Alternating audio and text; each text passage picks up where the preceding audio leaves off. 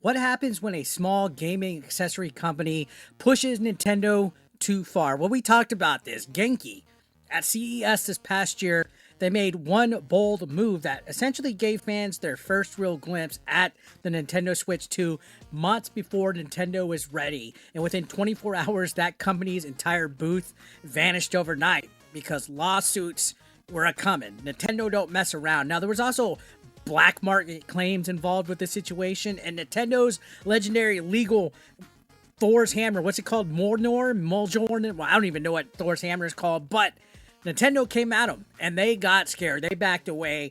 This story shows exactly why you should never mess with Nintendo. So let's talk about this, right? Leaks for the Switch 2 come in all shapes and sizes. We actually have been covering them the whole time before the Switch 2 even was a thing. Most of the time it was harmless though. It was database finds, software listings, speculation, stuff that builds up hype with actually out hurting anyone. No actual legitimate NDAs being broken, no leaks being actually accurate. A lot of times, 9 times out of 10, it was just BS. And we kind of covered all that leading up to the Switch 2. And for Genki to actually show like a near mint replica of the Switch 2 before the actual Switch 2 reveal, that was legit crazy because secrecy was at an all-time high before that, before the Switch reveal even happened.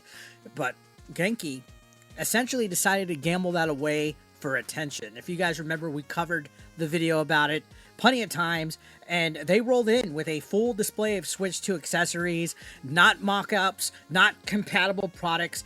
These were labeled with official looking logos, guys, measured to the exact system size, and even paired with claims that they had a Switch 2 from the black market. Now, whether this is tongue-in-cheek or not, it was shockwaves. It sent shockwaves upon shockwaves throughout the convention, and for fans, it was exciting. For Nintendo, it basically was a declaration of war, and they weren't happy about it. We covered all of that. So the next morning, Genki's booth was gone. They literally packed up overnight. They got their viral tweet, they got their viral posts all over the internet, but Nintendo didn't need to make a scene. Their presence alone, that the threat of them coming for them was enough. Everyone knew what happened. The lawyers from the big end showed up. So this is all the premise of it, right? We've talked about this, we covered it, all that premise. They had the Switch 2 accessories there. They had a scale replica of the Nintendo Switch 2. They had it looking official. Like it was literally like they stole a Switch 2 ahead of time and somehow managed to have it. The Reddit posts were wild about it. Twitter was viral over this whole situation. We covered it, and then they disappeared and vanished, and we know it was the lawyer, and a lawsuit happened, guys. So Nintendo sued. Of course they did, and of course they won.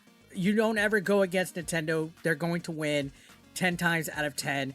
Genki essentially had to pay damages. They had to stop using Switch-style branding. They had to abandon color schemes. They even had to ditch product names like the Glitch 2 that sounded too close to Switch 2. And the settlement details are still mostly hidden at this time. We really don't have anything out there. But the takeaway is that Nintendo made Genki their bitch. Nintendo made sure the message was loud and clear, and that's, you don't go ahead of Nintendo. You don't go around their head. You don't jump over their head. You don't announce anything ahead of time for Nintendo, much less their next-gen console release, the Nintendo Switch 2. But Genki had the balls. Genki did it, and it was wild, guys. And at the time, it was kind of like a, hey, there's no way this could be fake because of how quiet it was, how the booth just suddenly vanished. That was as clear as day that this was something legitimate, and they flew way too close to the sun of Nintendo. 9 times out of 10, when you see lawyers get involved that bad, you see stuff get DMCA'd or copyright takedown, just like with GTA 6 when all that leaked footage came out, Rockstar was literally copyright claiming videos and taking them down. That's when you know it was legit. So I was like, wow, Genki actually had something of substance there compared to what we usually see online at the time. In fact, it didn't really seem like the Switch 2 speculation train was as hyped as the Switch OG, but when you see them taking legal action, it's like, all right, that means something there. So again, let's talk about why you should care, right? Because why are you making this video, Eric? Why you should care? Well, here's why. Nintendo's legal hammer isn't just about protecting IP. It's about controlling the narrative, all right? They don't want third-party companies, especially small ones like Genki, creating the first impression of their next console. And in a weird way, this raises a bigger question about leaks. When is a leak actually damaging to a company like Nintendo? And when is it just free hype, right? Like, oh, hey, they got it out there. It's hyping us up. The Switch 2 is real. Genki gave fans an early look at a system that went on to break sales records. Did that really hurt Nintendo, or did it just make people hungrier? Well, Nintendo don't care, all right? They want to reveal stuff on their own dime, and that was the issue with Genki. It wasn't authorized.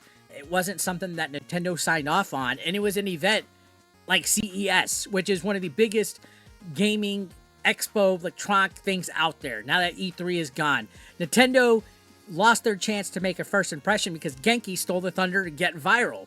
And what did it do to them? Now, let's compare this to other companies like D-Brand, right? They joke about leaks, they hint at products, but they never actually cross the line into saying that they got the console in hand like Genki did. Genki didn't just cross the line, guys. They ran through it, waving a red flag, and Nintendo's a company that you don't test them. You don't do that with it. This is the same company that's actually put people in prison over ROMs and emulation. They just settled a $2 million lawsuit the other day. They want total control, and Genki learned the hard way. Guys, if you're an accessory maker, if you work with anything involving making accessories for the Switch, whether you're unauthorized or you're a third-party seller, don't mess with them. Don't try to get your viral moment trying to leak stuff out, because it won't work for you. Look at this case with Genki. It didn't go well for them at all. And they're no longer going to be running as a company at this point. They had to switch everything, all their branding, and they had to settle in a lawsuit. Again, we don't know the lawsuit details, but they had to pay for damages. And I believe that if Nintendo got $2 million off of a website that was selling mods like the MiG Switch, I could only imagine what Genki had to pay for damages against Nintendo. Just think about it. Like $2 million, maybe more, right? So what did you think in regards to this whole situation with Genki when it first happened? Were you doubtful that it was legit, or were you like me and you're like, wow, this is something. There's smoke, there's fire. Do you think Nintendo went too far, or did Genki deserve the smackdown, right? Like The Rock, for chasing clout off of Nintendo's name? Personally, I think it's a fascinating look at how fragile that line is between hype and lawsuit in the gaming industry. But then again, you should know better not to go against Nintendo, right? If you want to keep up with more Switch 2 news like this, whether it's controversies or just me giving my opinion, legal drama, leaks that Nintendo doesn't want you to see, make sure you hit that subscription button. Don't forget to like as well, guys. We're going to have plenty of content here, and I'll see you on the next video, guys. Peace out.